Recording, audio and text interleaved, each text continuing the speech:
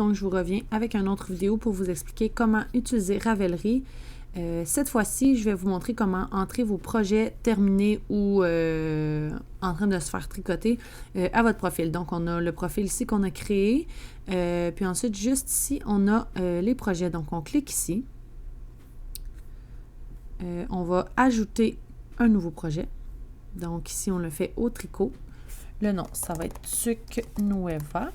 Et le nom du patron, bien important de mettre le patron, le nom qui se retrouve sur Ravelry pour pouvoir trouver, pour pouvoir le mettre en lien. Donc, nous, c'est Twist Mess. On fait Enter et là, vous voyez, le patron arrive juste ici. On voit, c'est gratuit. Ça a été fait par Espace Tricot. Donc, on choisit ce patron-là. Donc, ça a été fait pour, vous pouvez remplir pour qui ça a été fait. Si jamais ça a été fait pour quelqu'un qui a un Ravelry, vous pouvez mettre le lien de son Ravelry ici. Depuis quand c'est terminé, la taille réalisée. Bon, là, ici, on a le nom du patron. Bon, par la suite, on va y aller avec ajouter les aiguilles. Nous, on a utilisé des aiguilles 3.5. Nous, on fait toujours l'échantillon, donc on ajoute l'échantillon du patron qui est 21 mailles selon le patron. Ensuite, ce qui devient le plus intéressant, c'est d'ajouter la laine utilisée.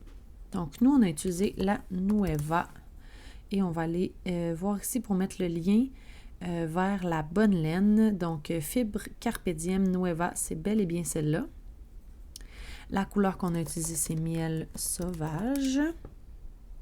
Il n'y a pas de l'eau nécessairement. Et on a utilisé la moitié d'une balle. Donc, on peut venir utiliser, on peut venir écrire 0.5, donc 50 grammes. Ça nous donne exactement le nombre de métrages qu'on a besoin. C'est intéressant pour les gens par la suite qui vont venir voir le projet, votre fiche Ravelry. Là, ils vont pouvoir savoir exactement qu'ils n'ont pas besoin en fait de toute la balle.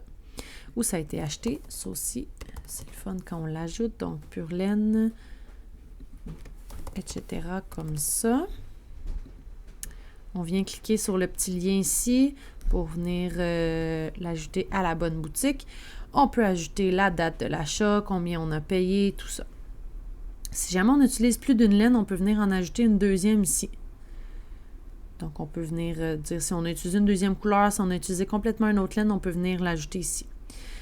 Si jamais on veut mettre des notes du projet, dire comme nous, par exemple, on le fait à fil simple. Donc, tricoter en fil simple. Donc, on peut venir écrire ça. Ça peut être intéressant parce que dans le patron, c'est écrit de venir le tenir en fil double. Donc, nous, on le fait en fil simple.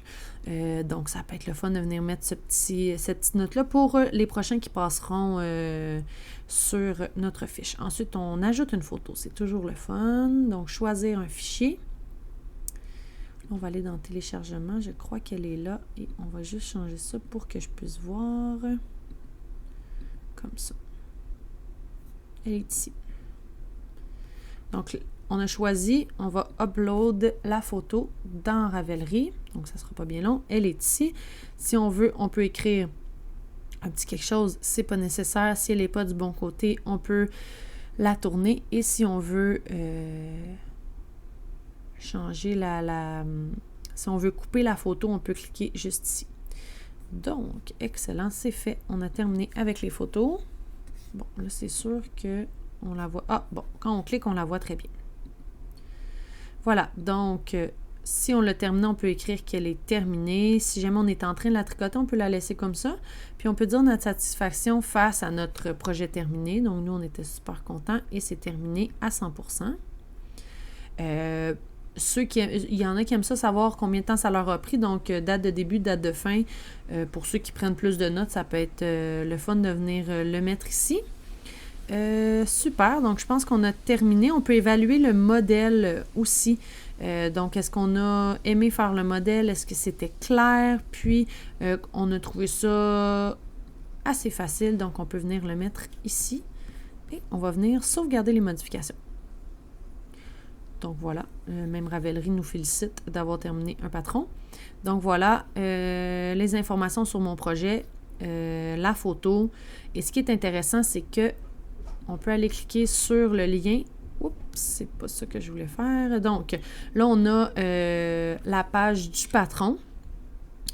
Puis si on va dans les projets, On va pouvoir voir probablement.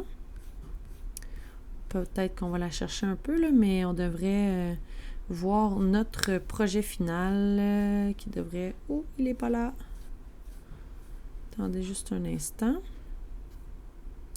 On va filtrer, puis on va dire le statut du projet fini.